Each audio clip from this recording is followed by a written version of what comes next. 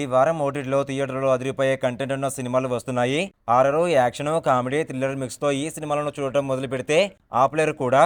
తెలుగు సినిమాలతో పాటు కన్నడ సినిమాలు కూడా ఈ వీకెండ్ వస్తున్నాయి. మరి ఆ సినిమాల పేర్లేమిటి, ఏ ఓటీటీలో ఉన్నాయి అనే వివరాలు తెలుసుకునే ముందు వీడియోని ఒక లైక్ చేసి సబ్స్క్రైబ్ చేసుకోండి. Thank you. ప్రభాస్ నటించిన కామెడీ హారర్ చిత్రం ది రాజా సాబ్ థియేటర్లో సంక్రాంతి స్పెషల్ గా రిలీజ్ అయిన ఈ సినిమా గ్లోబల్ గా 200 కోట్లు కలెక్ట్ చేసింది. మారుతి డైరెక్షన్ లో సంజయ్ దత్, మాలవిక మోహన్ వంటి నటులు కూడా నటించారు. ఈ సినిమా జియో హాస్టల్లో 2026 ఫిబ్రవరి 26 నుంచి స్ట్రీమింగ్ అవుతుంది. తర్వాత మూవీ పేరు వచ్చేసి పరాశక్తి. ఇది శివకార్తికేయన్ ప్రధాన పాత్రలో దర్శకులు సుధా కొంగర రూపొందించిన పొలిటికల్ యాక్షన్ డ్రామా. 1960 సంవత్సరం నేపథ్యంలో తమిళనాడులో జరిగిన హిందీ వ్యతిరేక ఆందోళన నేపథ్యంలో సాగింది ఈ కథ. ఈ తమిళ ఒరిజినల్ చిత్రం కన్నడ, తెలుగు, మలయాళంలో కూడా స్ట్రీమింగ్ కానుంది. జీ5 లో ఈ సినిమా 2026 ఫిబ్రవరి 7 నుంచి స్ట్రీమింగ్ కానుంది.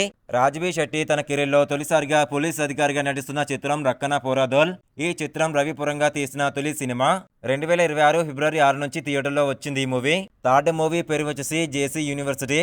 చతను జయారాం దర్శకత్వం వహించిన ఈ చిత్రంలో సూర్య ప్రఖ్యాతు కథానాయకుడిగా నటించారు. ఒక మధ్యతరగతి కుటుంబానికి చెందిన వ్యక్తి కొన్ని అనుకోని పరిస్థితుల్లో జైలుకు వెళ్లాల్సి వస్తుంది. ఆ తర్వాత అతను ఎలా జైలు పాలవుతాడు, జ్యుడిషియల్ కస్టడీలో అతని జీవితం ఎలా ఉంటుంది. ఇది ఫిబ్రవరి 6వ తేదీన థియేటర్లో రిలీజ్ కానుంది. ఫోర్త్ మూవీ పేరు వచ్చేసి నాన్ వెజ్. ఇది కన్నడ, తూలు భాషల్లో నిర్మించిన సినిమా. 2026 ఫిబ్రవరి 6న ఈ సినిమా థియేటర్లో విడుదల కానుంది. పీలి, బైలు, యమనక వంటి విజయవంతమైన సినిమాలను అందించిన ఈ సూరజ్ శెట్టి ఈ చిత్రానికి దర్శకత్వం వహించారు. స్కూల్లో అవమానానికి గురైన ఒక టీనేజరు ఆ తర్వాత ఎదుర్కొనే అంశాలతో స్టోరీ నడుస్తుంది. ఇందులో అథర్వ ప్రకాష్, సంజనా భర్తీ ప్రధాన పాత్రలో నటించారు. తర్వాత మూవీ పేరు వచ్చేసి జేఈ.